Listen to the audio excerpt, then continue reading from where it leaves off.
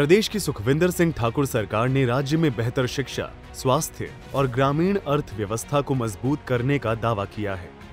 मुख्यमंत्री ने घोषणा की कि आने वाले बजट में इन क्षेत्रों में क्रांतिकारी बदलाव किए जाएंगे। इसी कड़ी में सरकार ने राज्य के मेधावी छात्रों को अंतर्राष्ट्रीय स्तर पर एक्सपोजर देने की पहल शुरू की। मुख्यमंत्री ने 50 स्कूली बच्चों को सिंगापुर और कंबोडिया के शैक्षिक दौरे के लिए रवाना किया।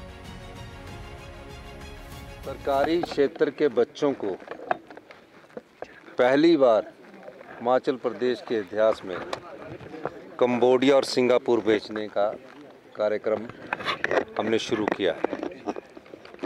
अभी तो इन दो देशों में जा रहे हैं और जिन बच्चों ने मेरिट हासिल की है, जिन्होंने गांव के स्कूल में पढ़कर मेरिट हासिल किया, उन बच्चों का सिलेक्शन की गई है और सबके मेरिटोरियस बच्चों को हमने पहली बार मौका दिया। और हम ये चाहते हैं कि बच्चे जब घूमने जाएंगे, भ्रमण पर जाएंगे, तो उसमें ज़्यादा सीखते हैं। धीरे धीरे इस योजना का लाभ और बच्चों को भी हम देंगे। मुझे खुशी है कि हमारी जो शिक्षा में हमने जो व्यवस्था परिवर्तन किया, उसके सार्थक परिणाम आने शुरू हुए हैं। 2 वर्ष पहले जो हम 23वें स्थान पर पहुंच गए थे, आज शिक्षा में गुणात्मक सुधार करने के बाद हम असर के द्वारा पहले नंबर पर आए। सरकार ने राजीव गांधी डे बोर्डिंग स्कूलों का एक नया डायरेक्टोरेट बनाने की योजना बनाई है, जिससे ग्रामीण क्षेत्रों में शिक्षा व्यवस्था को और मजबूत किया जाएगा। और जो स्वच्छ वाटर ना उपलब्ध करवाकर जो लोगों में विभिन्न प्रकार की बीमारी हो रही है, उस स्तर पर भारतीय जनता पार्टी ने पहुंचाया। पर लेकिन उनको बयानबाजी करनी है, लोगों का साथ नहीं देना है, अच्छी नीति के बारे में चर्चा नहीं करनी है, ना अच्छे सुझाव देने हैं। उन्हें तो सिर्फ प्रेस स्टेटमेंट देनी है, हमें कर्म करना है।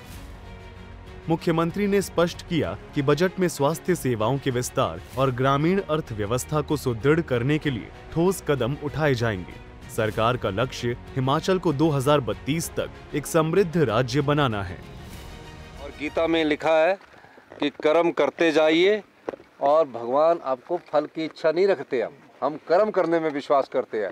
और ये व्यवस्था परिवर्तन हिमाचल प्रदेश की आत्मनिर्भर में एक महत्वपूर्ण योगदान होगा। 2027 तक हमारा लक्ष्य आत्मनिर्भर हिमाचल बनाने का है और 2032 तक हमारा लक्ष्य हिमाचल प्रदेश को समृद्धशाली और अमीर राज्य बनाने का है। मेरा मानना है, आज हमने जिस सोच को आगे बढ़ाया है, पहली बार इंग्लिश मीडियम ग्रामीण स्कूलों में, सरकारी स्कूलों में शुरू किया गया है।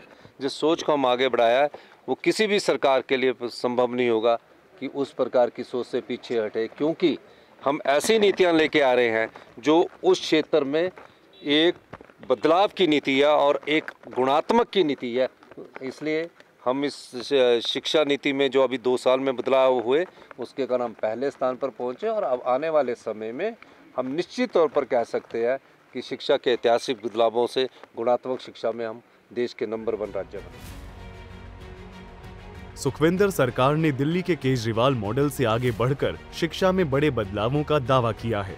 छात्रों को अंतर्राष्ट्रीय एक्सपोजर देने की पहल राज्य में एक नई परंपरा की शुरुआत है।